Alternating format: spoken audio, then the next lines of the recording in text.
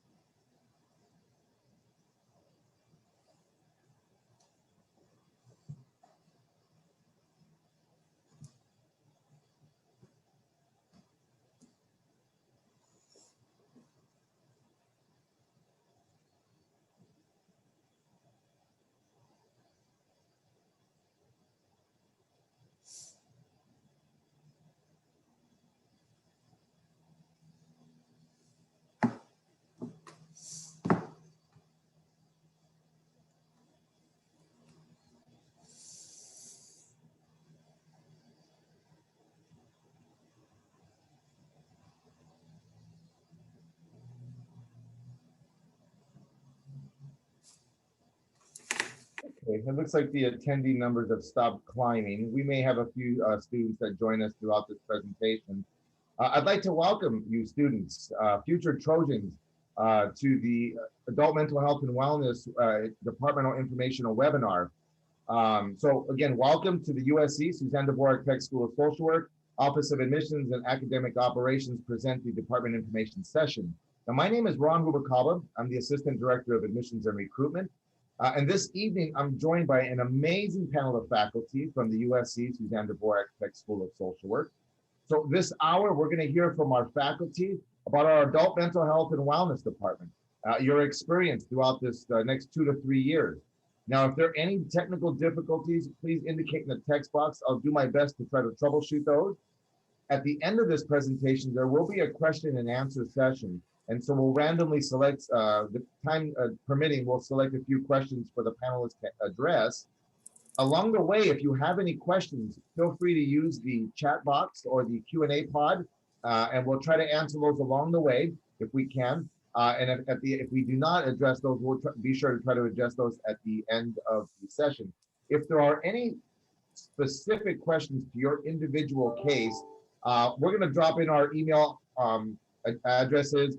I would say we want to address those offline and address your specific case. But if you have general questions about the department, please ask those. So now I would like to introduce our moderator for this evening, Dr. Renee Smith-Maddox. She's the clinical professor and the diversity liaison for the USC Suzanne Dvorak-Peck School of Social Work. Thank you, Ron, and welcome, incoming class of the fall of 2021. We are so excited that you're here, and we want to say thank you. Thank you for saying yes when you got that letter and said, we want you to be part of our family. You said yes. So this evening was specially curated for you. It's designed for you to answer questions, or if you don't answer questions, we're going to give you an opportunity to ask questions, but also you get an opportunity to have this very intimate connection with the faculty from the Adult Mental Health and Wellness Department. Tonight, we will address topics related to the curriculum, field placement, and career opportunities.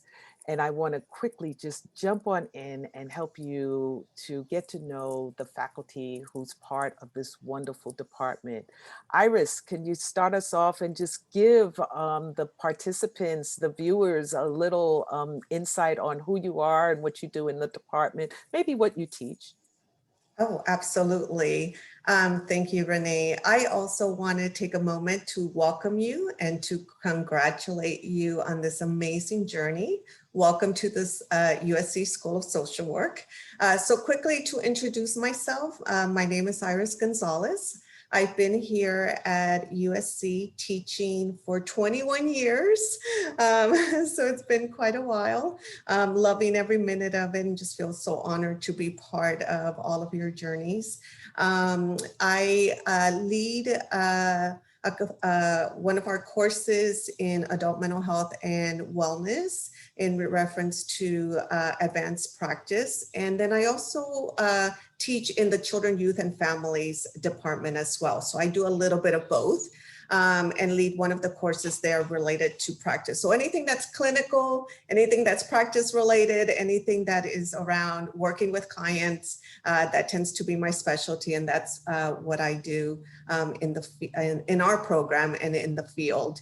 In addition to that, I have a private practice. And so I work out in the field. I see clients and I'm an LCSW consultant to various agencies. And I'm a huge advocate of, around our field and professional development for our profession, the field of social work. So thank you. Welcome, everyone. Thank you, Iris. Margarita. Thank you, Renee. Good evening. I am so excited to be here with each and every one of you, and I can't wait to meet you in person. My name is Margarita Artavia, and I'm a clinical professor of field education. I've been here for 27 years, and this is for the past 5 years, I've had a joint appointment with the School of Dentistry as well. So it gets very spicy here at USC, and I love every moment of it. You know, my philosophy is that I'm always in the process of becoming a professional and a person. It never ends in this beautiful field. There's always something new to learn. And I teach the integrative seminar courses, the 698 and 699. And I do a little bit of other things here and there at USC. And I also, with Professor Kim Goodman, who's an amazing professor, she and I work very closely together in the Adult Mental Health and Wellness Department in the placement of our second year students for their internship experiences. Welcome, and I'm delighted to be here with each and every one of you. Thank you. Dawn. Yes, thank you. Good evening. My name is Dawn Jostin Hagee. I'm Clinical Associate Professor, Clinical Teaching Faculty here at Suzanne Dworak-Peck School of Social Work. Want to welcome you to the Trojan family. Want to welcome you to the beautiful field and profession of social work. It's going to be an amazing journey, and that begins today with this conversation that we're having with you today. So I just want to welcome you all. We're super excited to know that you're coming in to our school and that we'll be working with you in some capacity.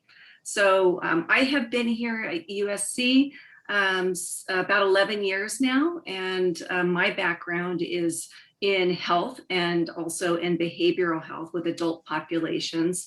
So I've got over 20 years of clinical experience as a medical social worker and working in inpatient and outpatient behavioral health settings. I've been a member of a interdisciplinary team since the time I was working on my graduate program, my master's program at Cal State Long Beach, and just have always worked interprofessionally with other disciplines. So that's a lot of what selecting this department brings to the table of being able to work with, learn from, with, and about other professions, and also with other agencies, and looking at a lot of the social determinants of health and social justice and all those types of things. So we bring a lot of that type of perspective into the department that you'll be learning in all of your classes.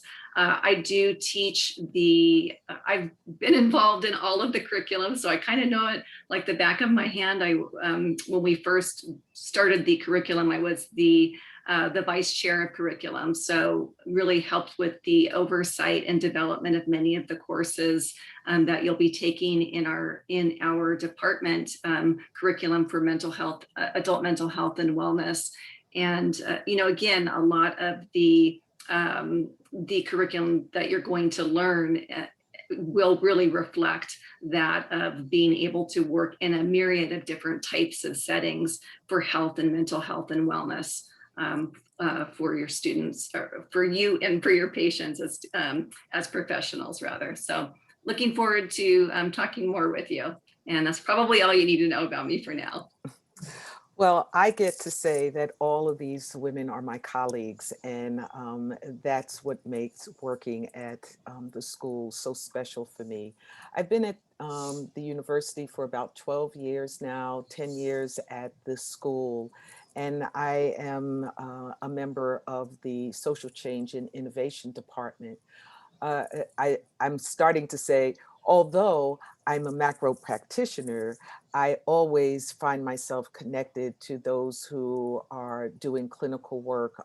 You cannot sort of look at the field in one isolated realm, because what makes this work is the micro, the meso, and the macro work that we find ourselves doing in a variety of environments.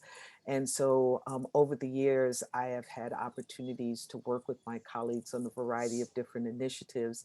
Most of my work these days, it sort of ends up being placed in the arena of diversity, equity, and inclusion.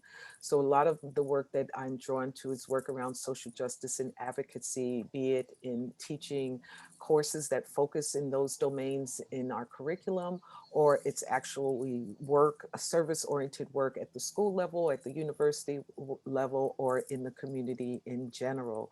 But it's a pleasure to be your moderator. I want to keep going a little bit deeper and helping those who are here with us tonight to understand a little bit more about perhaps the courses that you all are teaching, and just the kind of environments, the learning environments that you cultivate, your colleagues cultivate, given the curriculum. Iris, I'm going to volley it to you and sort of unpack some of the learning experiences that you find yourself engaged in. Yeah, absolutely. So one of the most important and actually most exciting things that I see in regards to our program and adult mental health and wellness for our students is that many students come into our program really wanting to make a difference. They want to help others. They want to advocate for those who don't have voices, and they want to learn techniques and skills. And so our program allows for that. We start off with foundational skills early on that will allow for you to learn different understandings of why do people do what they do, right? I mean, I know that's what I remember when I started my graduate program. I was just so interested in human behavior, like why do people do what they do?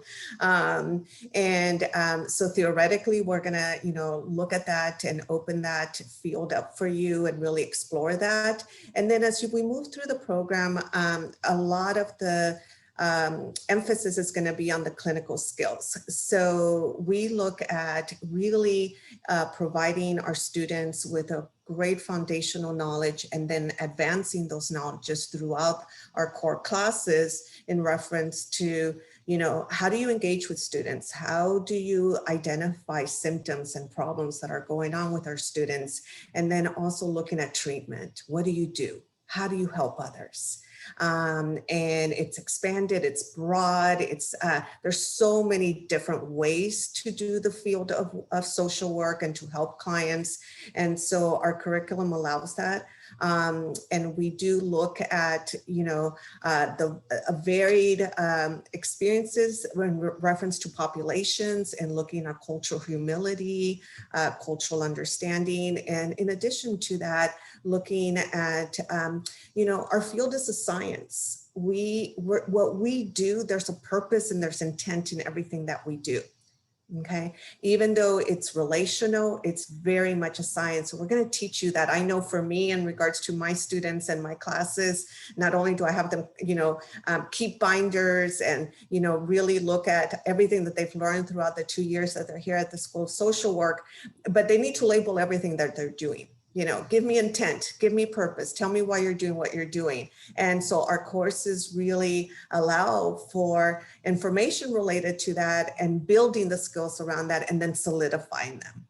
All of us here are this esteemed group here. They're going to continue to talk further about how, we cultivate that for you throughout the process and are here to support you in that growth.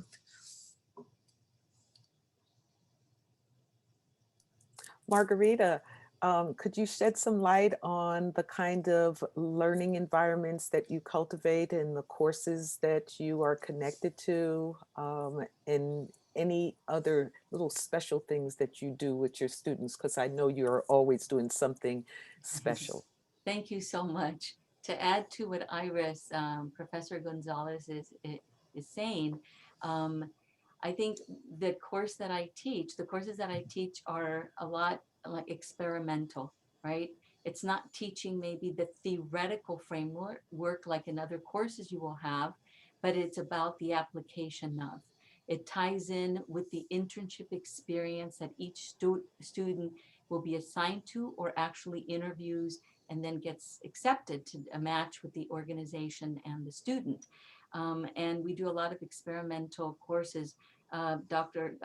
Professor Gonzalez talked about cultural humility.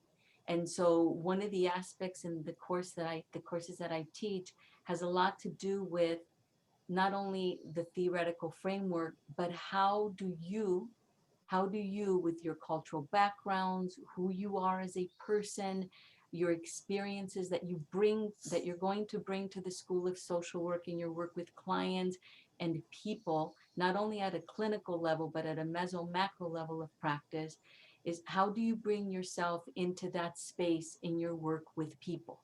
And we do a lot of reflection on self-awareness and how the theoretical frameworks will work 50% of the time with some of the populations, and the 50% of the time, I will be candid with you, they may not work because it may not be culturally sensitive or it may not be geared towards that particular population. So in our classes, we will dissect, we will examine, we will gain respect for each other, for our differences, our diversity, and our similarities.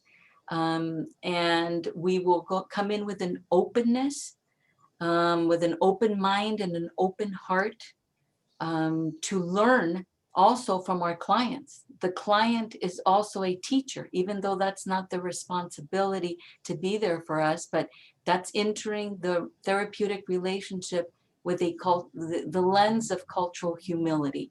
And then we unleash your curiosity, right? And we get to test many different skills and theoretical frameworks and interventions.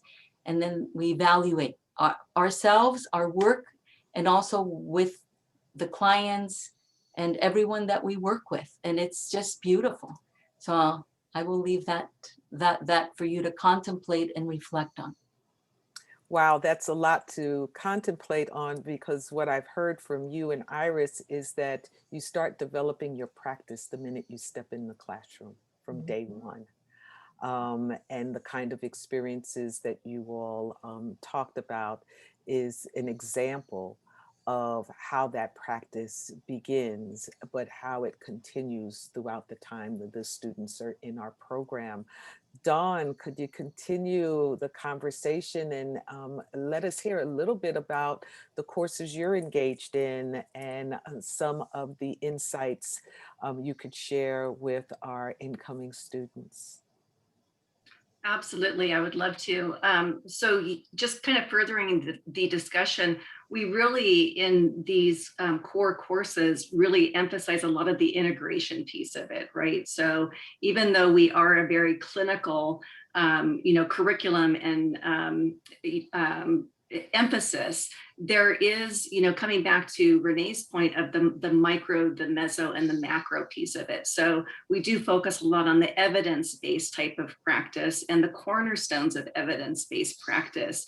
And so much of that, of the cultural humility and being able to do a really good, thorough, comprehensive biopsychosocial spiritual assessment, looking at intersectionality, looking at social determinants of health, looking at, just basic types of needs. Many of the clients that we work with do not have housing insecurity. They're living with and managing comorbid health and mental health conditions. They've got psychosocial types of stressors and myriad other social determinants of health that are impacting their ability to even gain access or gain access to or motivation or availability to even start treatment or come in for treatment, right? So these are some of the things that we grapple with. There's a lot of different types of institutional types of barriers and societal barriers that we unpack. So when we're looking at practice, we're looking at the context of the setting of the person and the environment and the systems, and taking that person and environment and systems kind of perspective, life course perspectives. So you'll learn a lot, and you'll hear us talk about how to integrate and how to apply theory and practice and policy. Practice informs policy and research, and policy informs research and practice, and research informs both policy and practice, right? So they're all interrelated, and we really help you with being able to, to hone in on those skills, to really be able to, I always call it establishing goodness of fit between the person and the environment, their values and their preferences, and then the context of the setting of how we're going to be able to meet them where they are, our clients being the experts over their narrative and their lived experience, and us having this wonderful, amazing opportunity to meet someone where they are. We are part of this helping profession. We have a passion for helping other people and helping with a lot of the upward mobility and access to all of the resources and services that they need to discover and gain access to their own unique road to recovery and to wellness. And we really like to emphasize a lot of that. The courses that I teach, I've developed the policy and integrated care course that you'll be taking. And in that course, you have the opportunity to learn about the really the gold standard of integration, of integrated care, where you're looking holistically at the whole person, the mind and the body, and the person in the environment, right? So looking at health and mental health, substance use, but then also the person and the environment and all those social determinants that come into play, that we have to really look at those intersections when we're meeting our clients. So some of that, those values that we have in our profession, but also learning what are the training and the values and perspectives of other providers as well that you're working with. So how to understand and navigate that piece of it, and how to really help be an advocate for moving our clients from these siloed levels of care, where it's just physical health or mental health or substance use, to really being able to to gain access to whole health, whole person kind of health, access to all of the providers.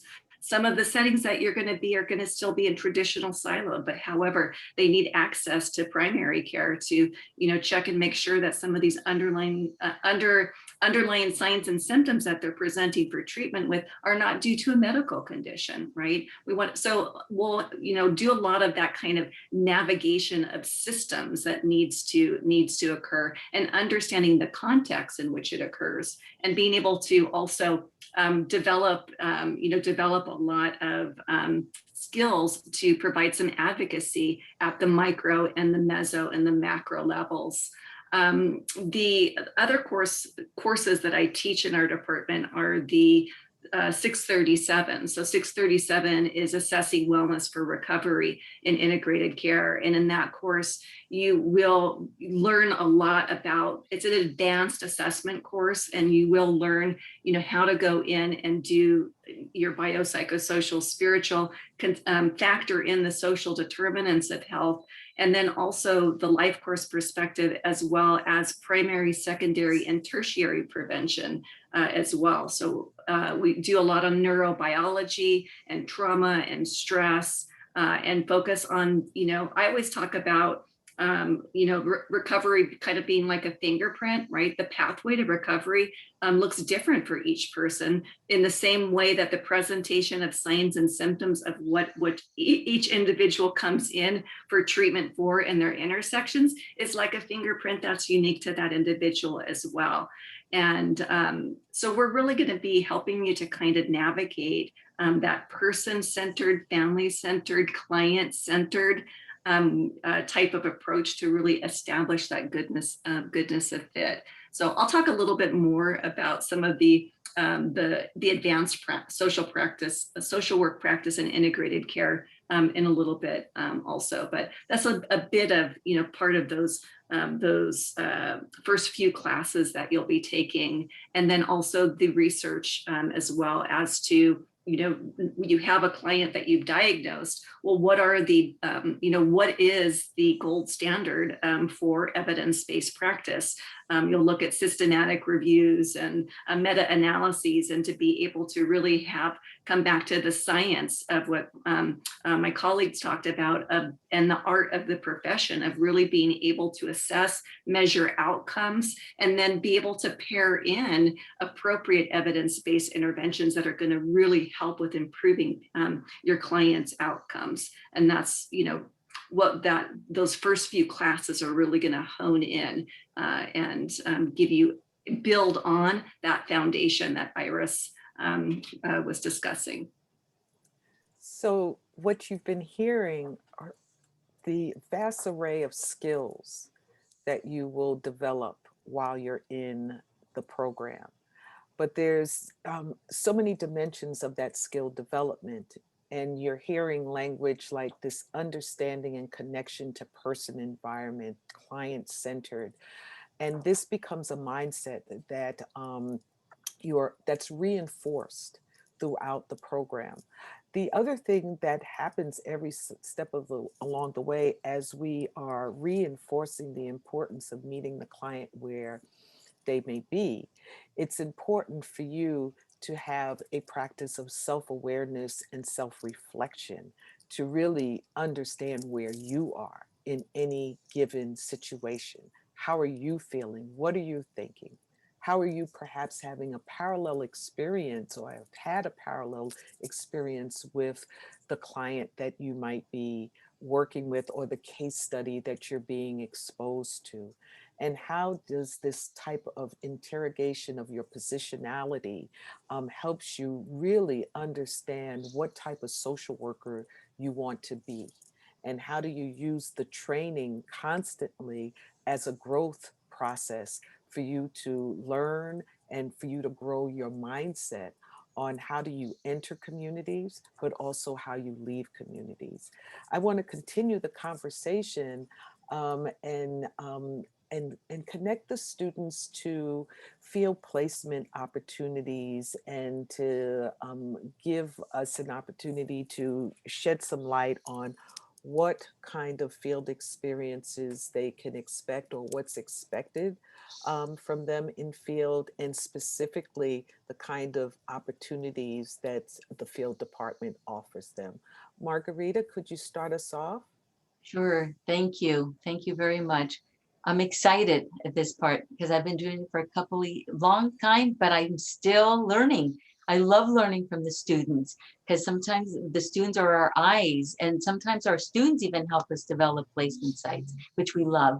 So we have a platter, and usually the students that come into adult mental health and wellness want to work with a population age from, let's say, 17 to 100 and plus. Okay, that's the platter. It's a spectrum of many different ages, different ethnic backgrounds, different life experiences that clients come in, working in different systems.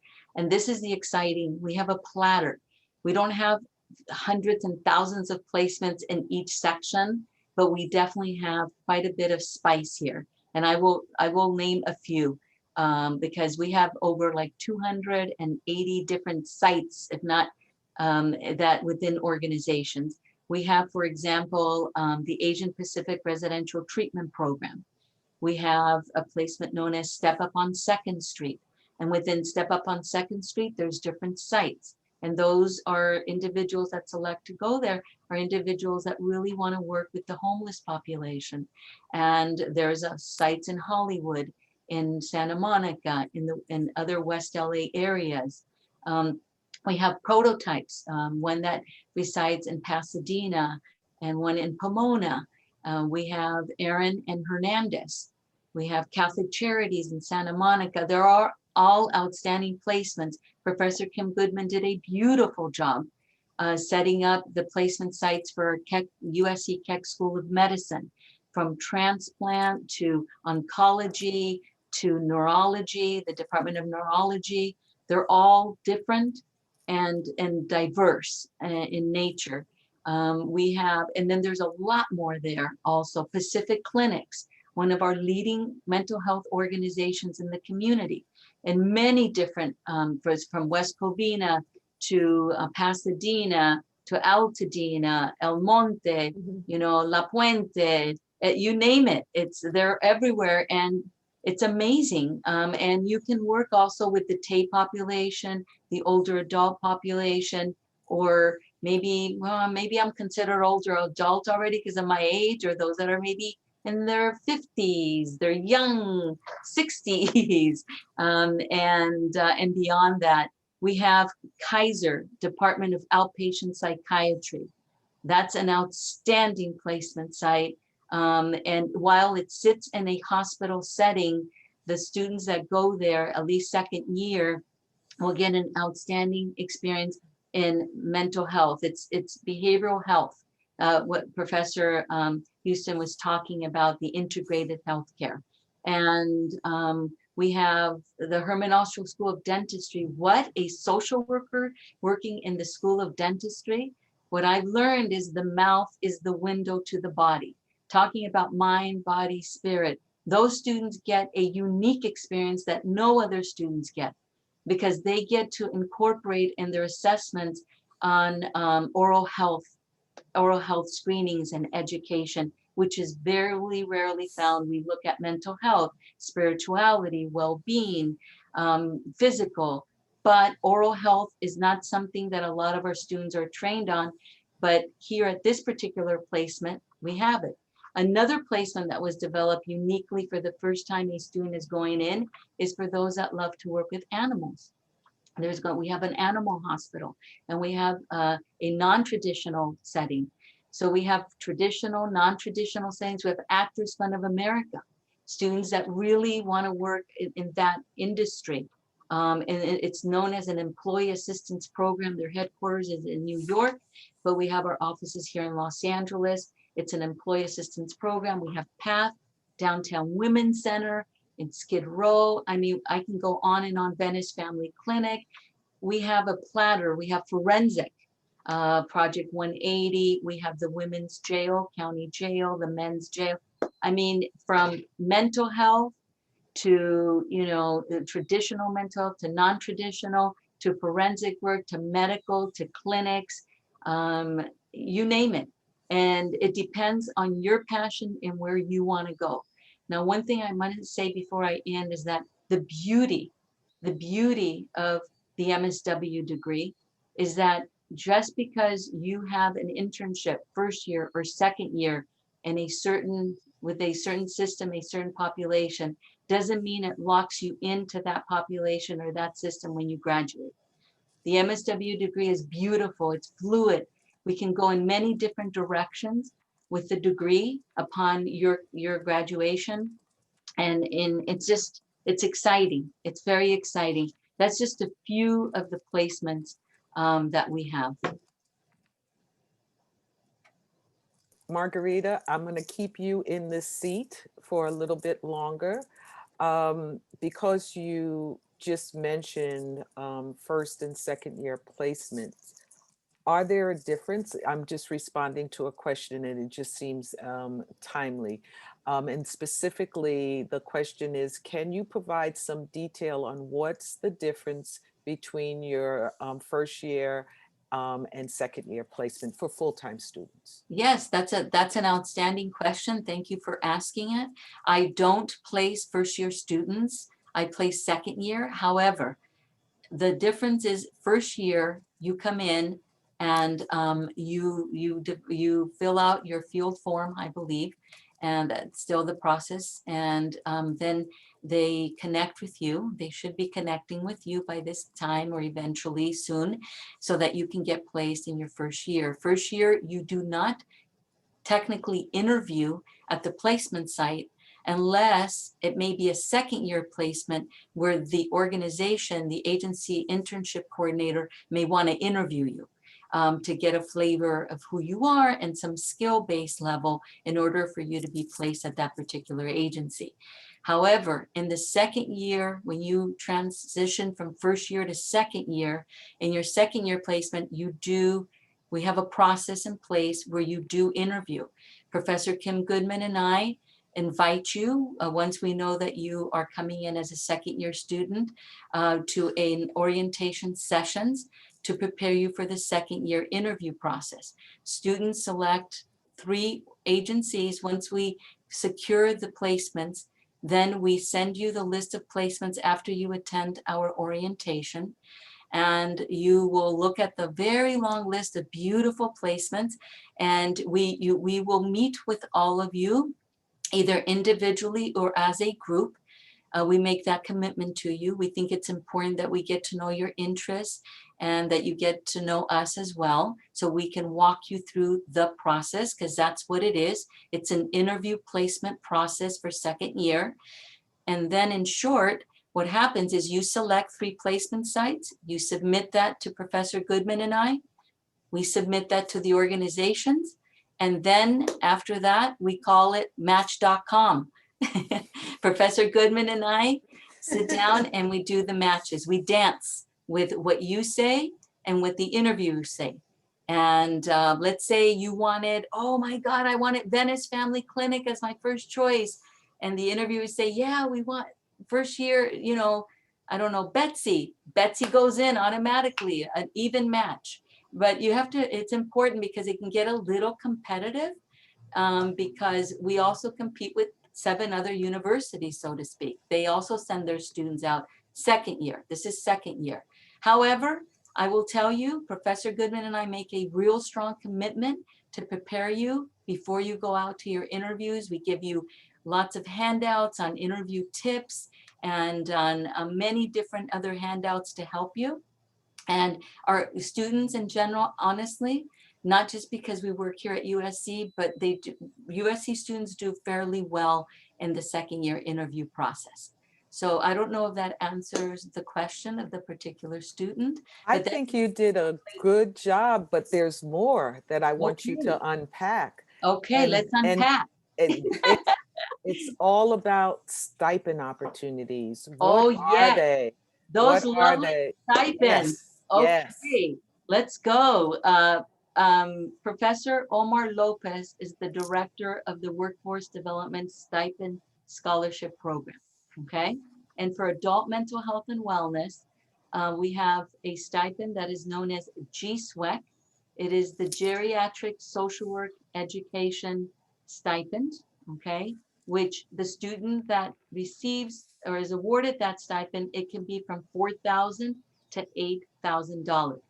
Now, what I tell you today is what we have today, but as you know, life changes and it shifts. So the stipend can be a little more or maybe a little less, depending on where the economy is. It's what Don and Renee were talking about, that even though our passion is based on clinical practice, but policy, external dictates how we deliver service. It dictated to us how the CDC, how we delivered our classes this year, given COVID, right? So that's an example of how they come together. It's a wonderful stipend. And the other one is known as, and then there's specific, it's a consortium. There's specific organizations that come together, and there's an interview, and we have another faculty member who's responsible for that particular stipend and who will guide the students along the way. But just so you get a flavor, for those of you who have a passion in older adults, with older adult population, this stipend would be excellent for you. The other one is the Coast to Coast Project. That's a $10,000 stipend. And within each stipend, there may be a few requirements. And this one is behavioral health services that focuses on prevention, treatment, and recovery of opiate disorders or the use of substance disorders, substance abuse use disorders, which is a huge high demand here in the area of Los Angeles, okay? And in the United States, really. And this is both for adult mental health and wellness and child, youth, and family. The beauty is that you will participate in integrated behavioral health training sessions every other week. So what you may not get embedded in our formal curriculum, you will get some extra training on concepts, theoretical frameworks, and ideas and interventions in the Coast to Coast project, okay?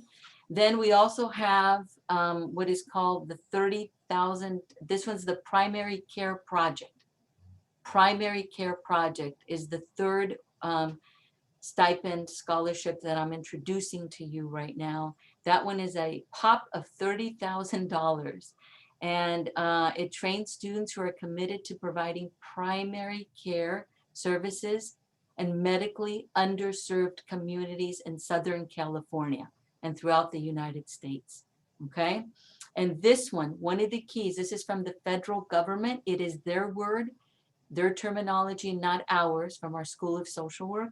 But the person must meet the federal definition of what a student from a quote unquote disadvantaged background, economic background has. So that's one of the primary key factors for this particular $30,000 scholarship.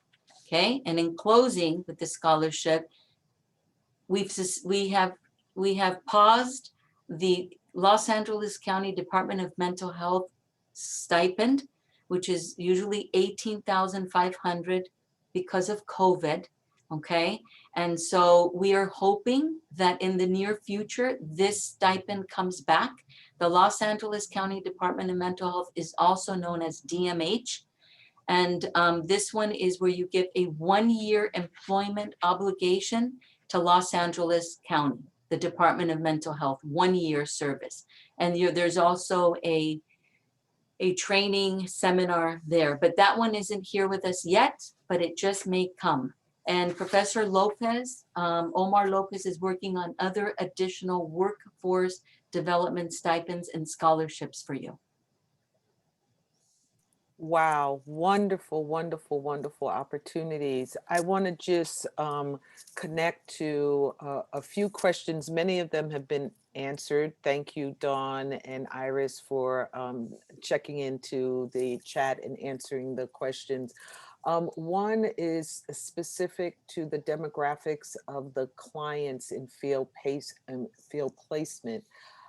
And what is the age demographic in general of the clients in field placement? I guess it's all depends, but I want you to respond if there's there's a nuance as it relates to the field placements. And you would like me to, and please, Dawn and Iris, interject based on your experiences. It's a platter of beauty of it, you know, it depends on the system you want to work with, because most of our students in adult mental health will work with a combination of those that are 18 in their 20s, 30s, 40s, 50s, 60s, 70s, 80s.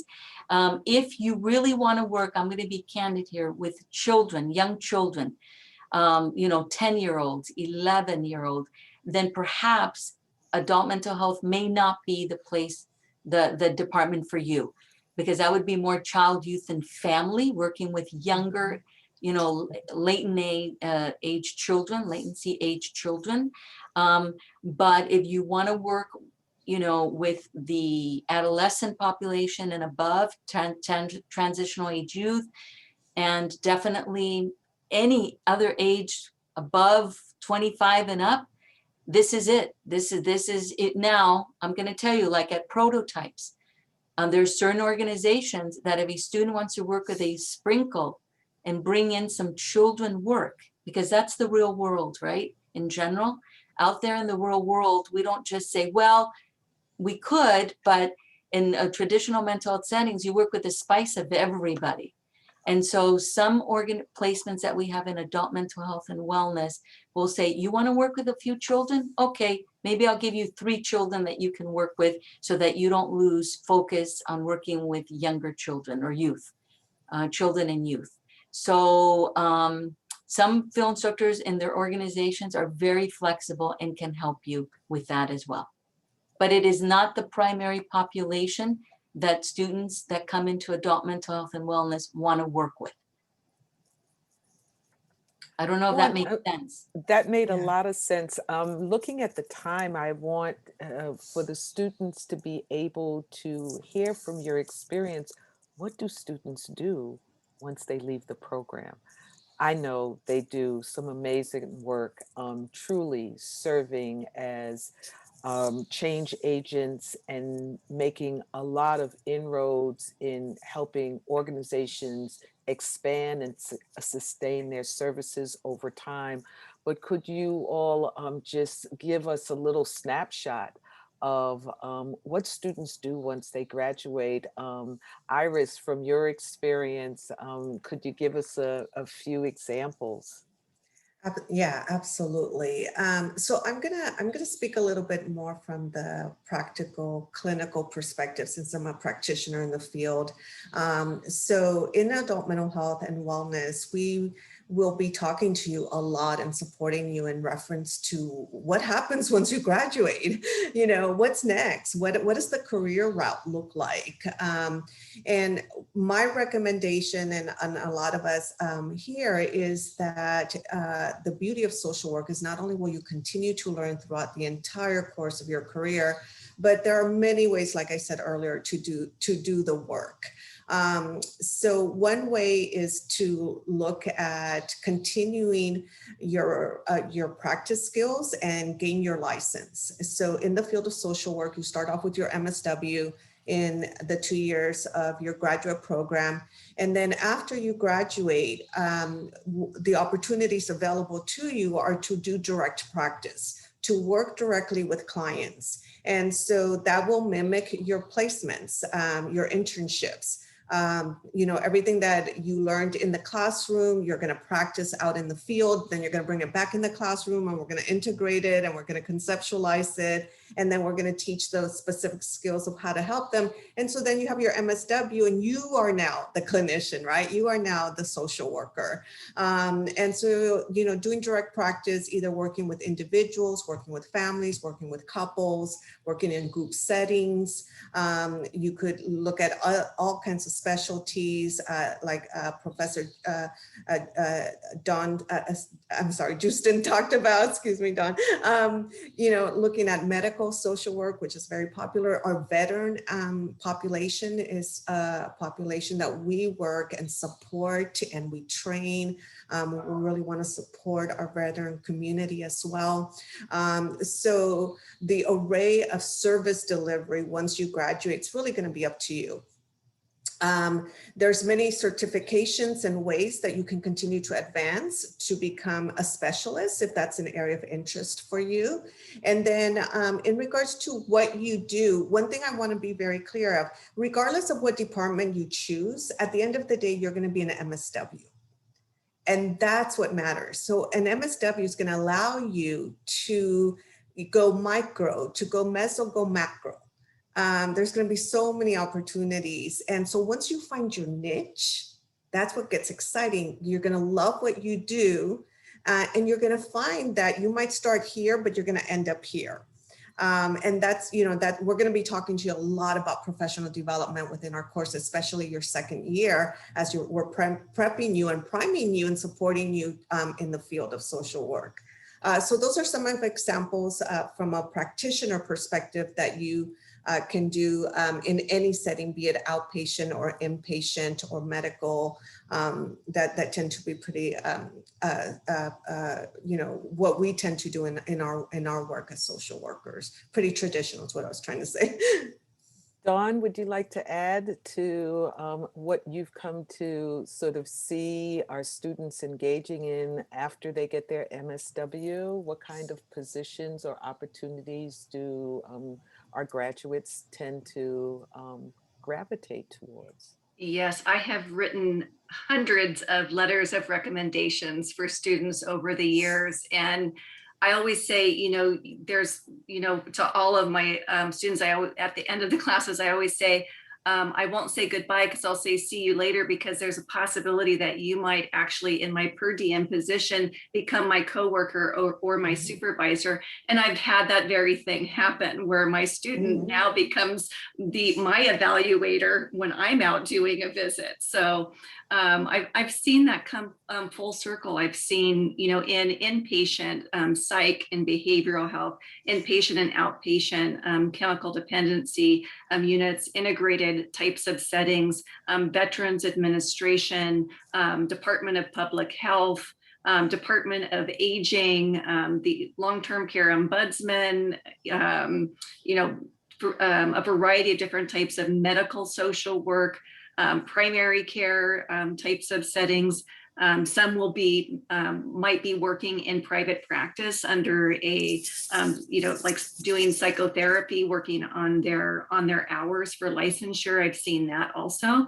And then I've also provided a lot of mentorship to many students who wanted to go on for an advanced degree, for a doctoral program. So I've seen many who have gone on for advanced degrees in public health, and then also in social work and psychology and PsyD programs as well. So I think, as they've mentioned, once you find your passion, you're going to be, doing a lot of continuing education and picking up new skills and areas of emphasis.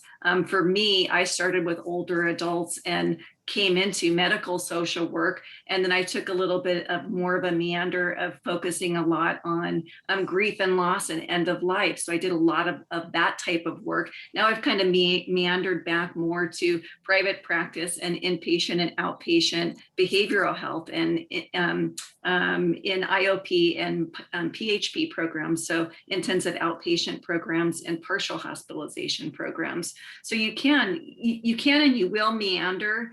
And, definitely faculty here at USC are, master clinicians, so, and have a lot of clinical expertise and can help guide you and provide some of that mentorship and, really helping you to see where you're going to hone in. And part of it is discovery. You might think that you know what you want to do right now, but then once your second year placement comes, you might go in a whole different direction.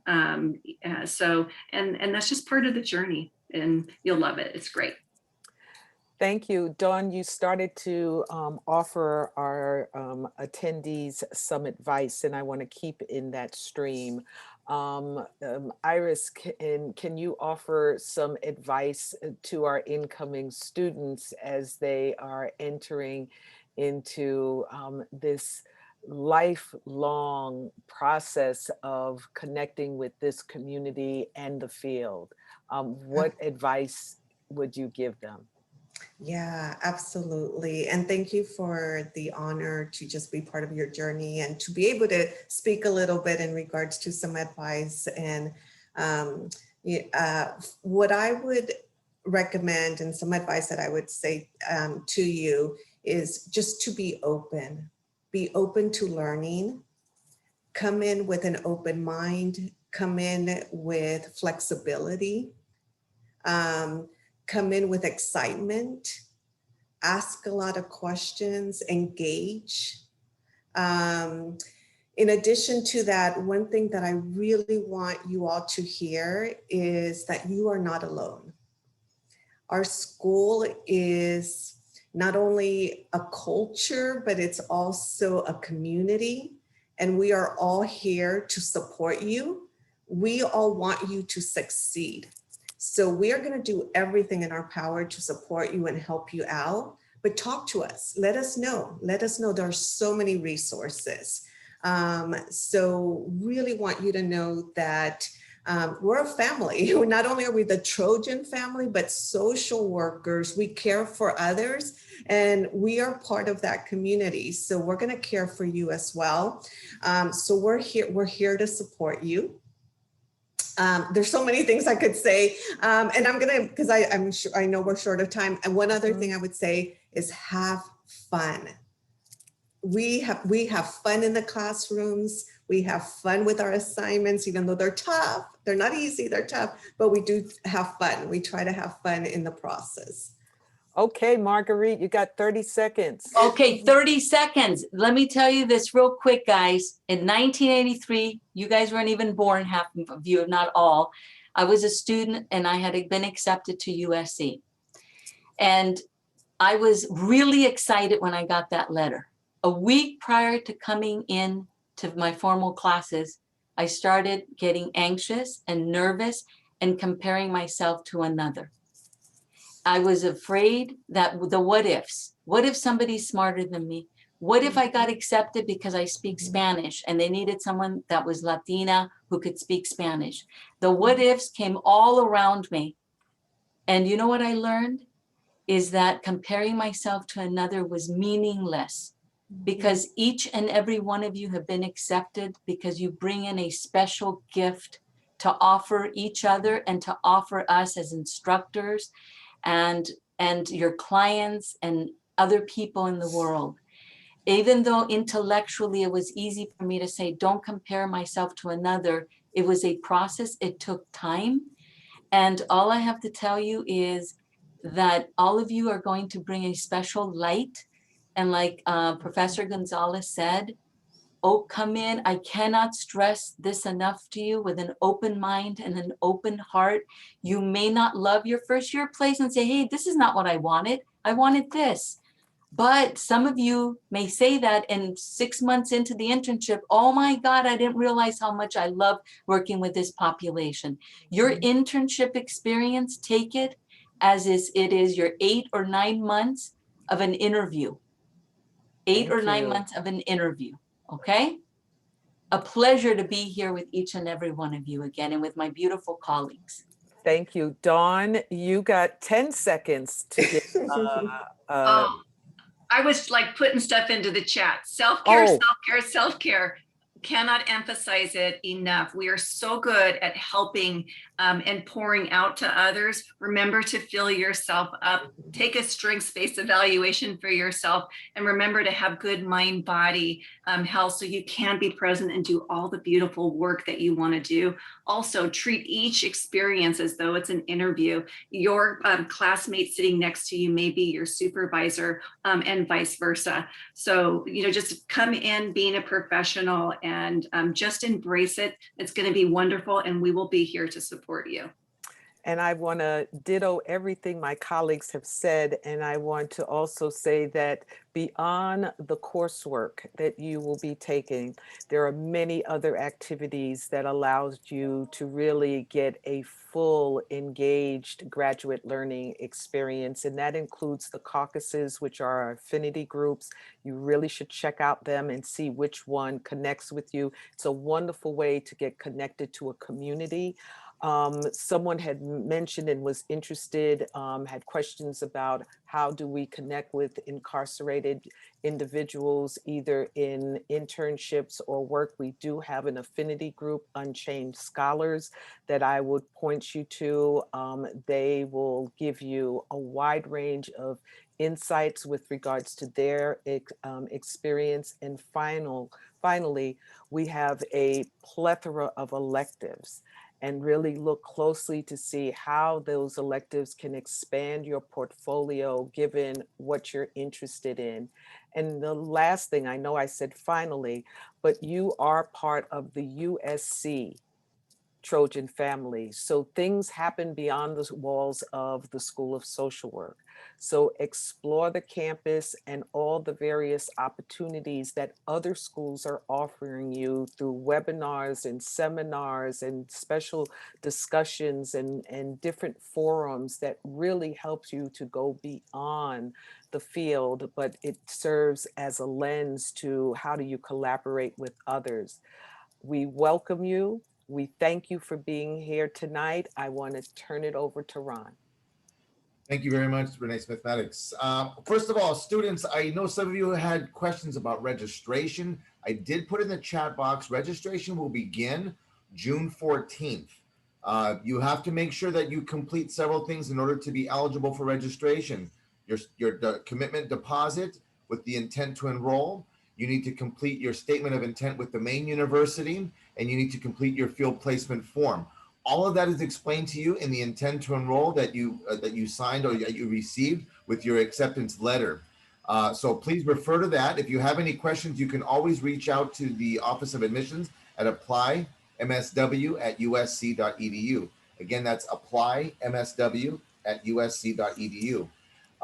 Before we go, I would just like to say thank you very much to Dr. Smith-Maddox, to Dr. Justin Hagee, and Professors Gonzalez and Artavia for their expertise, their insight, and sharing with all of you what the experience is going to be like. And thank you, students, future Trojans, for attending this webinar. If any of you missed a portion of this, we will record this and post this on our website. Again, thank you, professors, very much for attending this. Thank you, future Trojans. Your registration appointment will be emailed to you. It'll be by the end of this week. All of you will receive an email appointment for your registration. If you have any additional questions, please reach out to apply.msw@usc.edu and we'll connect you to the appropriate departments. With that being said, I want to say thank you all very, very much. Have a great evening and fight on. Fight on.